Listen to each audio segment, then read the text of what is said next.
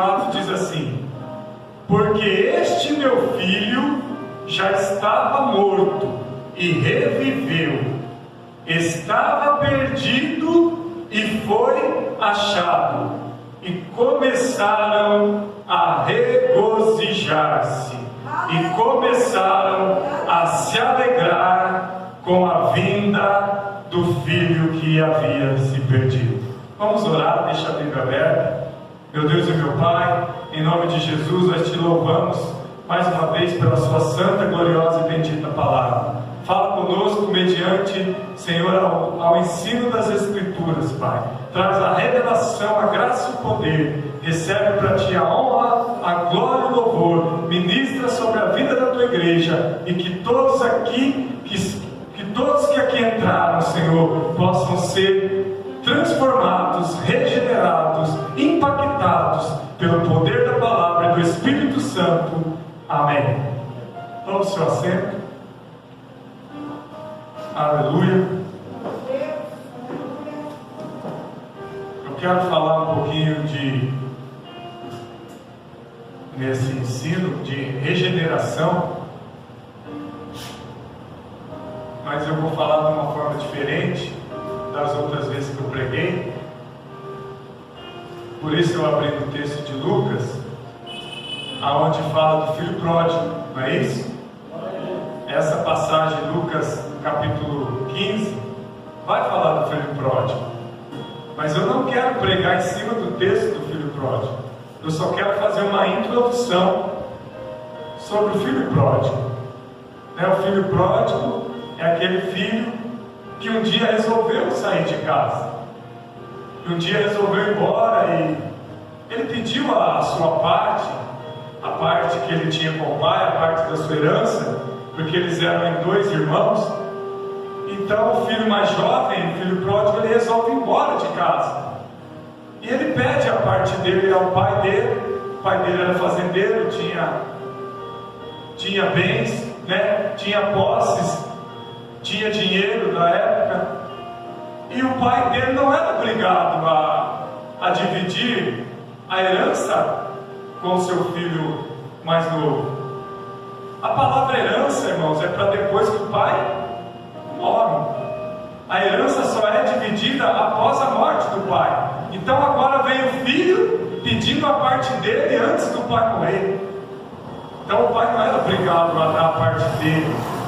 O pai poderia ter dito não para ele, mas o pai, grato de bondade, de generosidade, talvez de amor, ou talvez sabendo já o que poderia acontecer, e o pai não era apegado com dinheiro, porque se fosse um pai apegado com dinheiro, jamais ele ia dar a parte da herança antes dele morrer. A gente vê que aqui o pai do filho pródigo, nessa parábola, se fosse humanamente, ele não era apegado ao dinheiro, senão ele não daria metade dos seus bens para um filho jovem que nem sabia o que ia fazer com tanto dinheiro. Tanto é que depois ele vai e gasta tudo, nós sabemos a história. Mas o que eu quero que você entenda, amém? Que tem muitas pessoas assim dentro da igreja, amém? Que se precipitam, que são precipitados, achando que o momento é aquele, que o momento é agora, eu tenho que ir embora, eu tenho que fazer isso, eu tenho que fazer aquilo, Se você levar para a vida dos casais, eu tenho que casar agora, eu tenho que fazer isso, aquilo, e às vezes não está preparado. Então tem muitas pessoas como o filho pródigo, amém? Precipitado, aleluia. Mas quando a gente fala de regeneração, nós não estamos falando do início, da partida do filho pródigo. Quando fala de regeneração, está falando da volta dele, de quando ele volta arrependido, tá? O regenerado é aquele que foi transformado, aquele que foi moldado, aquele que mudou de vida e de situação, aquele que saiu do mundo e se converteu verdadeiramente. Porque o filho pródigo, ele vai ter uma experiência ruim Porque quando ele sai com a parte da herança, ele se alegra, ele se diverte, ele bebe, ele gasta, ele faz farra, mas no final a experiência dele é ruim. Porque logo ele vai se ver dentro de um chiqueiro, comendo lavagem com os porcos. Né? Ele já não tem mais nada, ele gastou tudo, toda a parte da sua herança ele gastou com farra, com bagunça, ele não pensou no futuro. Ele não pensa no futuro, ele só pensou no agora. Mas a regeneração que eu quero falar essa noite, estou só dando uma introdução, é a volta do filho pródigo, né? E nós vemos aqui que ele vai voltar porque ele reconhece que só na presença do Pai é que ele tem uma vida estável, plena e uma vida segura. Talvez você que está aqui nessa noite, eu vou dizer para você que só na casa do Pai, só na casa de Deus, você vai ter uma vida plena, feliz e segura, porque Jesus te garante. Amém? Então nós não podemos abandonar a casa do Pai. O filho pródigo abandonou e ele precisou quebrar a cara lá no mundo para depois voltar arrependido. E hoje tem muita gente que já foram para o mundo e já voltaram para a igreja. Eu já tive um exemplo disso há muitos anos atrás. E eu sei que isso pode acontecer na vida de qualquer um, de você se afastar, de você sair da igreja, de você parar por motivo, por circunstância, por parar de olhar para Jesus, começa a olhar para o homem, e o alvo não é o homem, o alvo é Cristo, e se a gente olhar para o homem, nós não vamos suportar. Nós temos que olhar para Jesus, o autor e consumador da fé, porque quando você olha para Jesus, você não vê nele falhas, mas quando você olha para o homem, para a mulher, você vê falhas, e essas falhas não deveriam te prejudicar, mas você, aleluia, leva aquilo para a sua vida, você traz aquilo para o seu convívio, e a falha daquela pessoa te afeta ao ponto de você desistir de caminhar com o Pai. Mas no fundo nós estamos errados. O filho pródigo estava errado. Aquele que saiu da igreja e foi para o mundo está errado. O pai não está errado. Quem está errado é o filho. Quem está errado é quem está precipitado em tomar atitudes, né, sem antes buscar em Deus, aleluia, a direção daquilo que fazer. Nem idade ele tinha para sair de casa, nem maturidade ele tinha para sair de casa. E hoje tem muitas pessoas que não têm idade, não têm maturidade, não têm trabalho, não têm curso, não têm estudo, não têm faculdade, não tem nada, mas quer casar, quer ter casa, quer ter família, quer ter vida, e depois sofre por falta de estrutura familiar, de uma base sólida que tem que ser feita ao longo dos anos, não é precipitadamente, é calculadamente. Isso ocorre muito mais, né, na classe baixa. Na classe alta o pai às vezes ajuda, mas na classe baixa você vai ter que correr com as suas pernas, e às vezes é difícil, e a gente vai passar a vida inteira sofrendo, e quando a gente sofre, meu Deus, daqui a pouco a culpa é do pai, e o pai não tem culpa do filho ter pedido a parte da herança antes do tempo. O filho estava errado, mas o pai, o que acontece? O pai ainda está esperando a volta dele. Aonde nós lemos, vai dizer que o pai fez uma festa para aquele filho que se foi e agora voltou, né? O pai fez uma grande festa, o pai se alegrou, porque aquele filho que estava perdido, e a Bíblia vai dizer aquele filho que estava morto espiritualmente, agora voltou, agora ele está vindo enquanto do pai, e o pai fala, ele está vivo. O pai nem sabia se ele estava vivo ou não, o filho pródigo, porque ele foi embora e nem deu notícias. E o pai todo dia esperava a volta dele. O pai sempre ama o filho, né? A mãe sempre ama o filho, mas às vezes o filho, amém, não tem discernimento, não tem maturidade, e se precipita e toma atitude errada. E o filho pródigo, então ele vai voltar, e quando ele volta, o que acontece? Ele vai ser recebido pelo pai, ele vai ser bem recebido, o pai aceita ele de volta. Trazendo isso para a casa de Deus, todos têm a oportunidade de voltar. Aqueles que saíram, se foram, não importa o motivo. Se voltar, o pai está de braços abertos. O pai é Deus, é o Senhor, o dono da igreja. Está de braços abertos para receber, está de braços abertos para receber o filho pródigo. Amém? Mas é bonito ver a volta do filho pródigo, porque ele volta, né, arrependido. Ele viu que é sofrer lá no mundo, ele viu que é sofrer longe do pai, e ele nunca mais quer que isso aconteça. Ele volta regenerado, ele volta arrependido.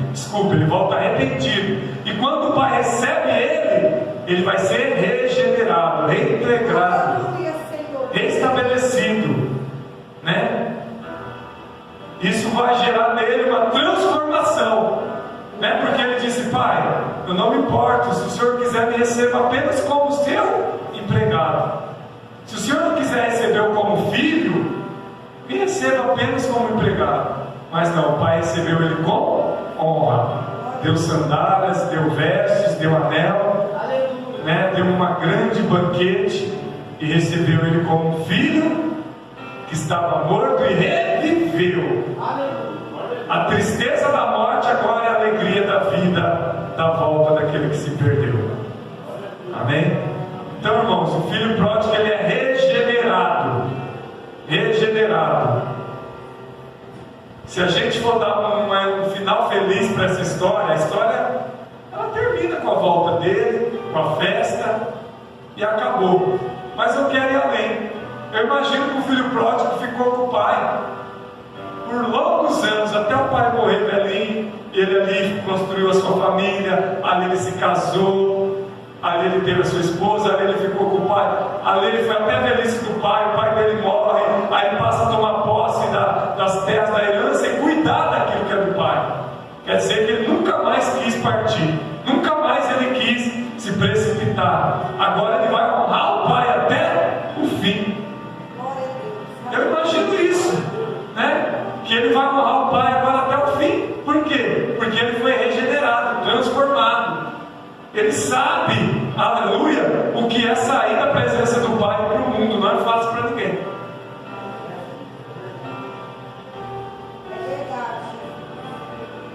E o que é essa regeneração, irmãos? Regeneração, ela tem um significado de metanoia. Não é droga não, viu? É o nome mesmo. Metanoia. O que significa metanoia? Mudança de pensamento, mudança de caráter, transformação espiritual. Não é na carne, não é no corpo. A metanoia é algo que age dentro de você, é no caráter, é no espiritual, é na mente.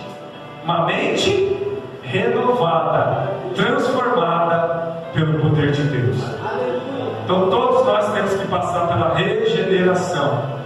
O verdadeiro arrependimento vai gerar em nós regeneração, transformação, mudança de caráter.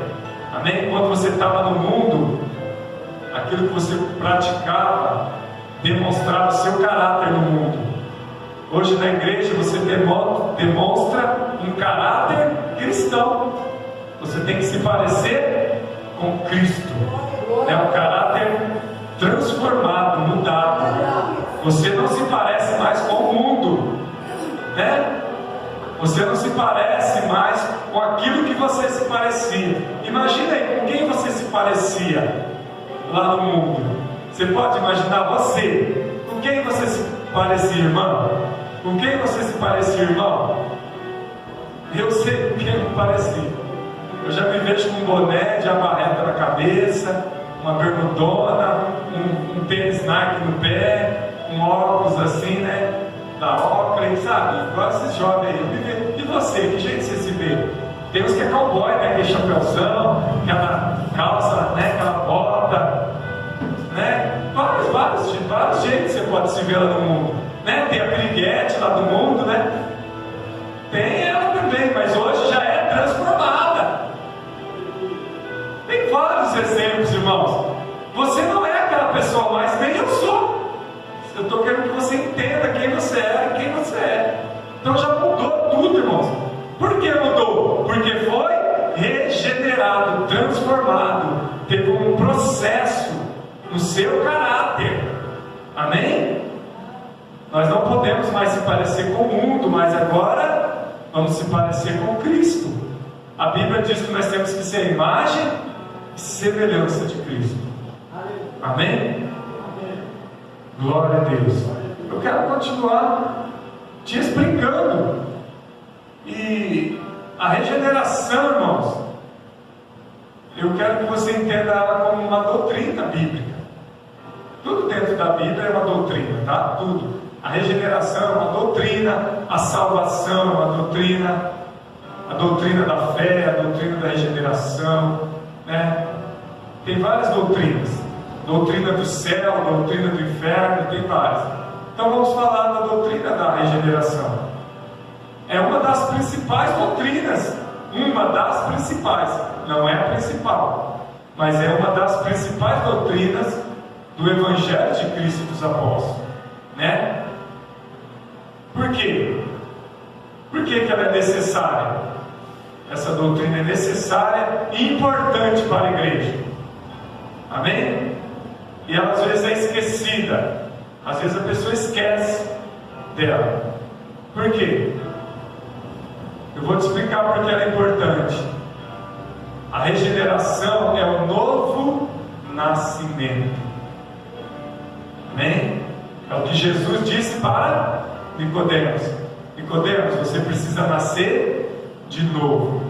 Jesus falou para Nicodemos: você precisa nascer da água e do Espírito.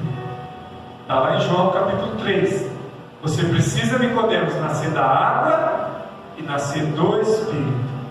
E Nicodemos falou: como? Eu já sou um homem velho. Como que eu vou voltar para o ventre da minha mãe? E ele não entendeu. E olha que ele era um teólogo da época, era um sábio. Então muitos não entendem o que é a regeneração. É o novo nascimento. O que é o novo nascimento? Eu vou explicar.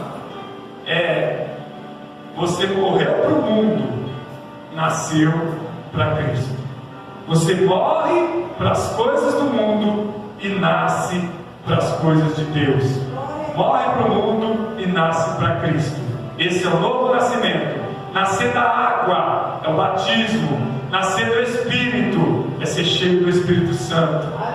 E só é cheio do Espírito Santo quem tem Cristo, quem é crente, quem está na igreja, quem serve a Deus corretamente, quem vive em santidade, é cheio do Espírito Santo. Nasceu da água, do batismo, mas nasce do Espírito Santo. Tem comunhão com Deus através do Espírito Santo. Só o regenerado, só o nascido de novo tem comunhão com Deus. Amém? Estão entendendo então que é importante a regeneração, o novo nascimento? Amém? Esse renascimento, irmão, essa regeneração, sem ela nós não vamos ver a Deus. Eu preciso nascer de novo. Jesus falou para Nicodemos: se você não nascer de novo, você não tem parte no reino dos céus. Então é para mim e para você. Se nós não nascer da água e do Espírito, se nós não morrer para o mundo e não nascer para Cristo, nós não temos parte. Aquele versículo de: segue a paz com todos e a santificação, sem a qual ninguém verá o Senhor sem a santificação. A santificação é um processo que começa quando você aceita Jesus, começa a caminhar com Deus, com Cristo, você começa a se santificar, um processo. Quando que a santificação termina? Só no dia que você morrer. A santificação ela só termina quando você morre. Amém? Então você vai ter que se santificar todos os dias da sua vida. da conversão até o último dia de vida, eu tenho que me santificar. Me santificar é me abster do pecado. Santificação é o contrário de quem está pecando. Quem está pecando está no pecado. Quem está se santificando está na presença de Deus em comunhão. Quem se santifica está em comunhão. Quem está no pecado está separado pelo pecado. Isaías disse, Isaías no capítulo 59, verso 2: a iniquidade, o pecado do homem traz separação, divisão entre o homem e Deus. O homem que está no pecado não tem acesso. Ele ora e a oração dele não passa no teto. Ele não está ligado com Cristo. Agora aquele que está vivendo em santidade é o contato direto. Você ora e Deus ouve, tá? Não é você ora e já acontece, não. Deus tem o tempo dele para responder, mas você ora e Deus ouve. Deus ouve e aí Ele pode te responder. Apesar que Deus ouve todo mundo, mas Ele só vai responder quem está ligado com Ele, né? Se não está ligado, Ele só vai ouvir. Se a pessoa está cheia de pecador orando, mas a separação, a barreira é o pecado. Deus até ouve, mas Deus ouve porque Ele é onisciente, mas Ele não pode responder. Deus só tem aliança, comunhão com quem tem com Ele. Deus só tem comunhão com quem tem com Ele. Você lembra do povo de Israel? O povo de Deus? Deus tinha comunhão com o seu povo. Com os inimigos Deus não tinha. Com quem adorava Baal, com quem adorava outros deuses, Deus tinha comunhão só com o seu povo, com Israel, com os hebreus. E olha lá ainda quando eles quebravam a comunhão. Quando eles quebravam, ainda Deus ainda deixava eles sem resposta, até eles se arrepender e voltar para a comunhão. É verdade. Deus não responde ninguém sem comunhão. Regeneração, novo nascimento é importante. Amém? Amém? Sem a regeneração, sem o novo nascimento, nós não vamos receber a maior promessa. Sem regeneração, sem nascer de novo, nós não vamos receber a maior promessa de Deus. Nós não vamos receber a maior promessa de Cristo, a vida eterna. Se nós queremos receber vida eterna, temos que nascer de novo. Morrer para o mundo lá fora, nascer para Cristo. Como que eu morro para o mundo? Eu paro de fazer o que eu fazia de errado lá fora no mundo. Quando eu falo lá no mundo, é dentro da sua casa também, né? Lá no mundo eu falo a pessoa mudando, mas dentro da sua casa também. Sua casa agora é um lugar de santidade. Seu quarto, seu banheiro, sua sala, sua casa inteira é lugar de santidade. Não é lugar de você ficar pecando. Amém? Deus está com os olhos te vendo em todo momento. Amém? Deus te vê em qualquer lugar que você estiver. Ah, eu estou sozinho, tranquei a porta do quarto. Você está sozinho? Deus está lá te vendo, Espírito Santo. Ah, eu estou tomando banho, o banheiro está fechado, eu estou sozinho. Não está sozinho. O Espírito Santo está te vendo, você lá dentro do banheiro tomando banho. O Espírito Santo te vê onde você estiver. Não adianta correr, nem eu nem você, está te vendo. Então, irmãos, cuidado. Porque se nós falhar, né, Ele é fiel e justo para perdoar, mas precisa ter arrependimento. Tem gente que erra e não se arrepende. Tem gente que está todo dia, toda semana, todo mês, todo ano cometendo os mesmos pecados e não se arrepende. Ou quando se arrepende, vai lá e cai de novo no mesmo pecado. Não pode. Mas tem que ter um esforço. Temos que se esforçar para não cair nas mesmas falhas. Quem gostava de beber vai ter dificuldade com bebida, porque antes no mundo eu gostava de beber. Então aquilo que vai me atrair mais é a bebida. O cigarro não me atrai. Eu não gosto de cigarro. O que me atrai é bebida, porque eu bebia. Então aquilo que você mais gostava de fazer no mundo é aquilo que te atrai. Estão entendendo? A pessoa que era viciada em droga, né? O que vai atrair ela é as drogas. A pessoa que é viciada em prostituição, o que vai atrair ela é a prostituição. Aquilo que você fazia de errado é o que vai te atrair mais. Aquilo que você estava no mundo e não gostava, não te atrai. Eu não gostava de ir no baile, eu não gostava de ir em forró. Então isso para mim, se eu afastar da igreja, eu não vou fazer isso. Antes eu não gostava, agora menos. Mas quando a pessoa se desvia, o perigo é que ela vai voltar para aquilo que ela gostava. Se ela gostava de roubar, ela vai roubar. Se ela gostava de mentir, ela vai mentir. Se ela gostava de enganar os outros, ela vai enganar. Se ela gostava de trair, ela vai trair. Tudo que ela gostava, ela vai voltar a praticar. E às vezes até pior do que antes. Pior do que antes. Entenda? Então nós temos que nos esforçar e vigiar para não cair nos mesmos pecados. As raposas. As raposinhas, né? Que destrói uma lavoura inteira. Destrói uma lavoura, quer dizer, ela destrói sua vida. Às vezes a gente está preocupado com coisa grande e a gente cai nas pequenas coisas. Mas então vigia, cuida da sua vida espiritual. Cuida, o Espírito Santo está te vendo. Eu vou te dar uma dica, o Espírito Santo te ajuda. Ora, se ajoelha, Espírito Santo, me ajuda, eu não estou conseguindo. Ele te ajuda. Se você orar, se você chorar com gemidos inexprimíveis, Ele te ajuda. Amém? Basta você recorrer a Deus. Pede ajuda para o Senhor em oração. Jejua. Faz jejuns contra o seu pecado que você cai nele. Se esforça, amém? E Deus vai te dar vitória. Deus vai te dar vitória. Ele é Deus. Resistir ao diabo. Resistir ao diabo e ele fugirá de vós. Se você não consegue resistir à tentação, não vai aonde está a tentação. Tenta não ir, né? Tenta não estar no lugar que mais te atenta. Se você sabe que você gosta daquilo, que se você for lá você vai ser tentado, procura evitar estar naquele lugar. Procura evitar fazer aquilo que você sabe que você vai, talvez você vai cair. Vai chegar um tempo que você vai conseguir.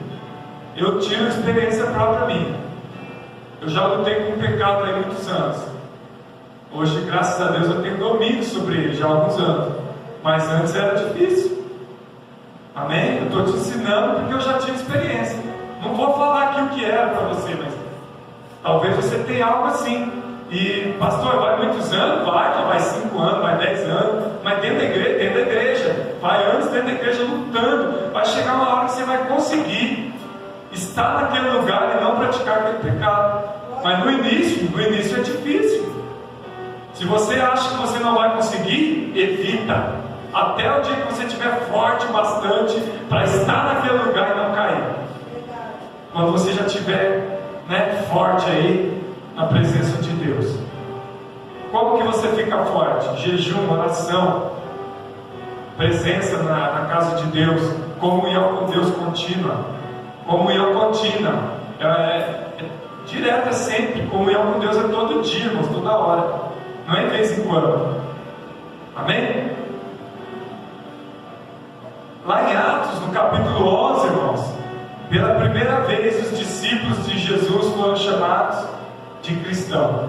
Lá em Atos dos Apóstolos, lá no capítulo 11 vai falar. Eles estavam lá, os discípulos, em Antioquia, uma cidade. Eles estavam pregando o Evangelho, e as pessoas daquela cidade viram que eles eram diferentes, e olharam para aqueles homens que estavam lá pregando, e falaram: esses homens se parecem com Cristo. Se parecem com Cristo. Com quem você se parece? Responde para você mesmo. Os discípulos foram chamados de cristão porque se pareciam com Cristo, andavam como Cristo, pensavam como Cristo, olhavam como Cristo, agiam como Cristo. Amém? Com quem você se parece? Com Cristo ou com o mundo? Amém? Nós temos que se parecer com Cristo. Tem crente que se parece com muita coisa, menos com crente. Vocês não riram, né? Ninguém riu. Tem crente que se parece com um monte de coisa, menos com crente. Parece tanta coisa. Parece cantor de sertanejo,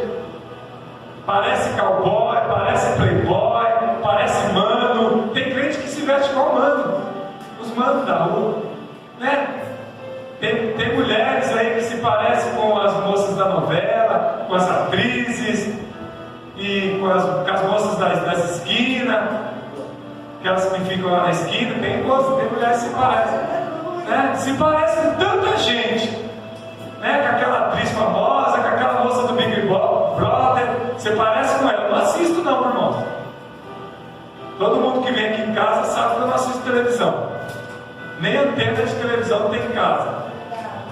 Tem a televisão, mas não tem a antena que pega os canal. Não tem a antena que pega os canal. Só passa filme na TV e eu não assisto também. Amém. Mas não estou falando para você parar de assistir. Você pode assistir televisão normal. Só que você deve filtrar, saber o que você assiste. Só assista coisas que são boas, que edificam. Não assista porcaria, né? Amém? Nós temos que se parecer com Cristo. Como eu sei que você é um cristão? Como eu sei? Né? Se você se parece com Cristo, eu já começo a imaginar, pastor, mas por dentro o senhor não vê. Exato, mas por dentro o Espírito vê. O Espírito testifica do Espírito. O Espírito reconhece do Espírito. Se a pessoa não é crente por fora, irmãos, muito menos por dentro.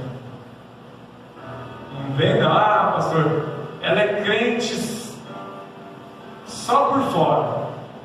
Ou ao contrário, ela não é. Se ela não é por fora, ela não é por dentro. Se ela é só por fora também, nós temos que ver as atitudes.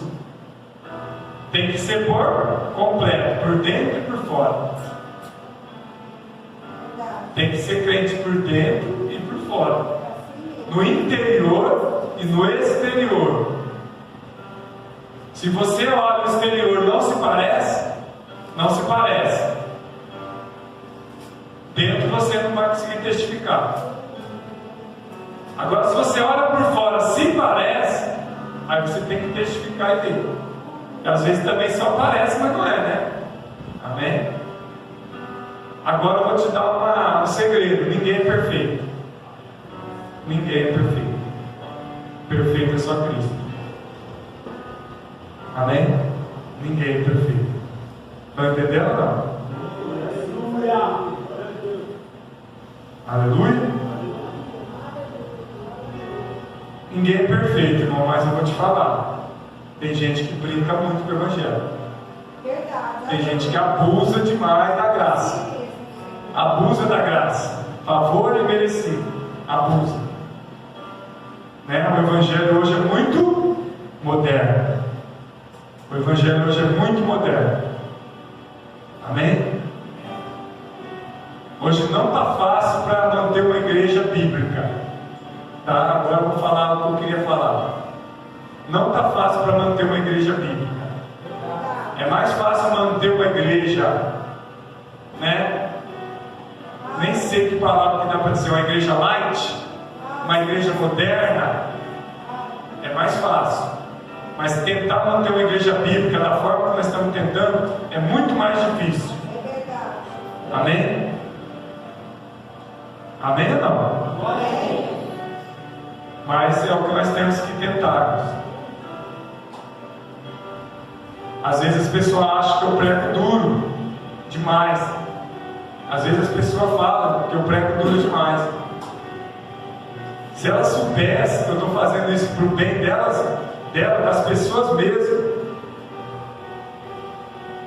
que quando eu prego duro é porque eu não quero que as almas vão para o inferno. Eu não quero ir para o inferno, e nem as almas que estão me ouvindo eu não quero que elas vão para o inferno. Só que eu falo do inferno para elas. Eu falei do inferno aqui domingo, quem estava aqui?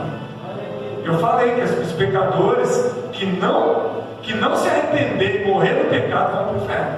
Eu falei. Os pecadores que morrer no pecado não vão herdar o céu. Ou senão essa Bíblia aqui é mentirosa. Essa Bíblia é mentirosa. Se algum pecador morrer no pecado e entrar no céu, a Bíblia é mentirosa. E eu acho que a Bíblia não é mentirosa. A Bíblia é assim: Deus é amor, mas Ele é justiça. E a justiça de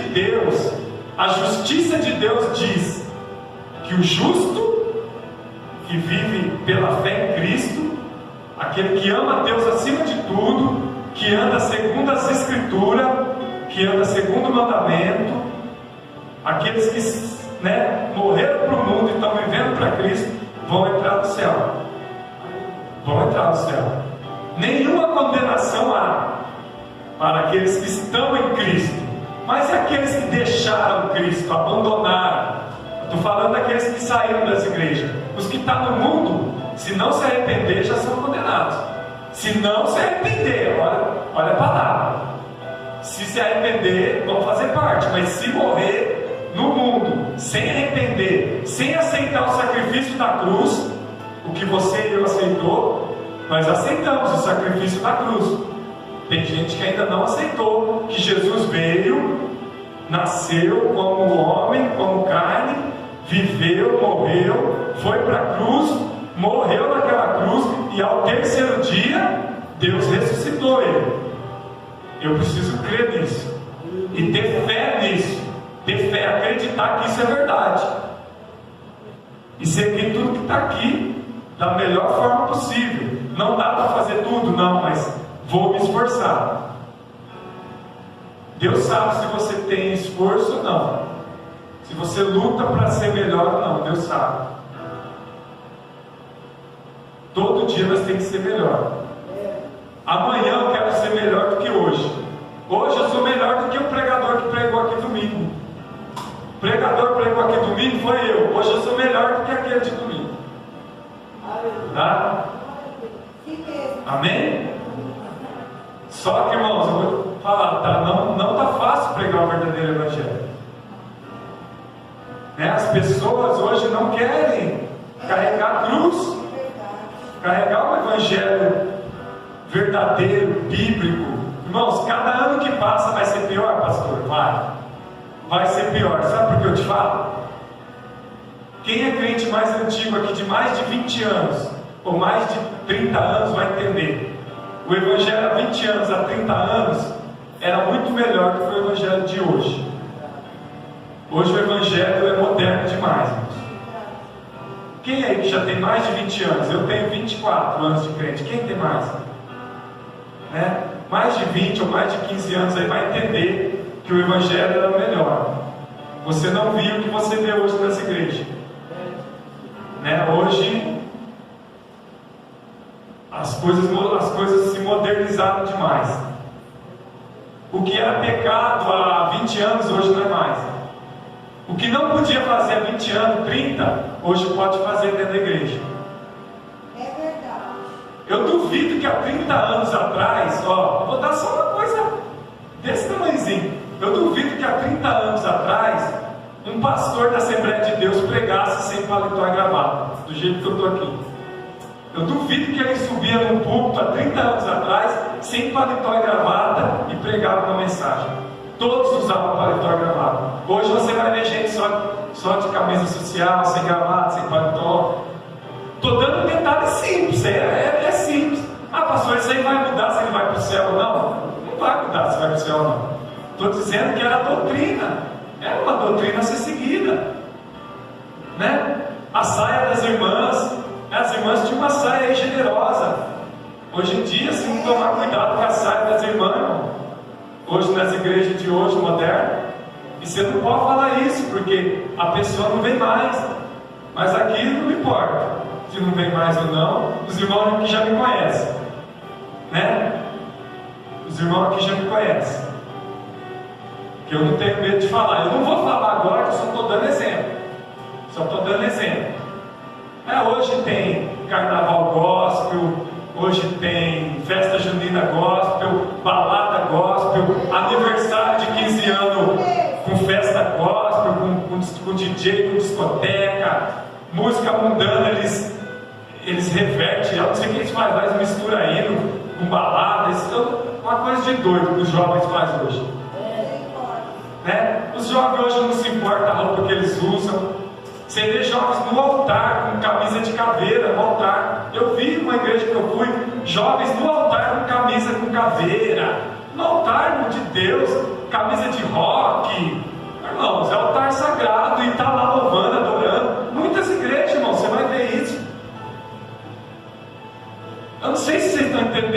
acontecendo. Hoje não é fácil para você manter um evangelho bíblico. E imagina, agora o Espírito Santo está me dando aqui. Mas nós vamos chegar em 2020, ano que vem, 2020. Você imagina em 2030, como vai estar a igreja? Em 2030, passou em 2030, Jesus já voltou. Glória a Deus. Se Jesus voltar antes, aleluia se Jesus voltar, até 2030. Mas vamos supor que Jesus não voltar. Como vai estar essa igreja em 2030? Imagina, vai ficar pior, pastor? Vai piorar. Vai piorar, as igrejas modernas vão tomar conta, irmãos. A igreja contemporânea está perdendo espaço. E às vezes nós somos criticados por isso. Mas eu me lembro de Jesus. Ele foi criticado. Eu me lembro de Paulo, foi criticado, os apóstolos. Enquanto alguém estiver me criticando, porque eu estou pregando o verdadeiro evangelho, ótimo, sinal que eu estou agradando a Deus. Porque quando eu começo a desagradar homens, é porque eu estou agradando a Deus. Quando eu começo a desagradar muita gente, é porque eu estou agradando a Deus. Porque quando eu começar a agradar um monte de gente, agradar as pessoas, trazer qualquer um aqui em cima e agradar, e vai virar uma bagunça e eu vou desagradar a Deus. Hoje, irmãos, vou falar agora algo sério. Hoje, quando alguém não quer servir a Deus da forma correta, quando alguém não quer servir a Deus da forma bíblica, sabe o que acontece? Ela acha uma desculpa. Quando ela não quer servir a Deus da forma bíblica correta, ela acha uma desculpa. Muitas das vezes a desculpa é o pastor que está pregando duro, é a igreja. Só que aí você olha para a vida da pessoa, olha para a vida da pessoa e vê a vida dela. Às vezes nem na igreja ela está e está criticando quem está dentro da igreja. A pessoa já saiu, já desviou da igreja, já foi embora, está no mundo do pecado e está falando mal da igreja. Se ela fosse de Deus, ela tinha saído daqui abençoada, tinha pedido a bênção e já estava em outra igreja abençoada, adorando e servindo a Deus. Mas não, ela está no mundo e criticando o lugar onde ela congregou. Então você não pode dar crédito para uma pessoa que saiu daqui e está criticando, mas a vida da pessoa está no mundo lá fora. Você acredita mais em quem está lá no mundo ou o pastor que está aqui pregando? Tem gente que dá crédito ainda para a pessoa que foi embora, está lá no mundo e está falando mal da igreja, e a pessoa está entrando lá e está dando like, dando crédito. Mas saiba que Deus está vendo, viu? Tem preço. Tem preço, tá? Quem se lembra de Saul? Pastor, o senhor vai falar de Saul? Saul foi rei, não foi? Saul foi o que de Deus? Ungido de Deus. Depois ele falhou, ele errou. O que Davi falou? Eu não vou botar a mão no ungido de Deus. Davi não quis botar a mão em Saul, porque ele era ungido. Às vezes tem muita gente botando a mão em ungido de Deus, depois não sabe por quê, que vai pagar preço. Pastor, mas Saul errou. Saul errou. E Davi falou: eu não ponho a mão. Quem vai pôr a mão é o próprio Deus. Eu não mato Saul. Se Deus quiser, Deus que mata ele. Mas tem gente querendo pôr a própria mão, depois não sabe por que vai pagar preço. Sabe por quê? Porque é ignorante. Fala que é crente há tantos anos, mas não conhece nada de Deus. Fala que sabe tanta coisa, mas não sabe nada de Deus. Aí depois paga preço. Amém? Fica de pé.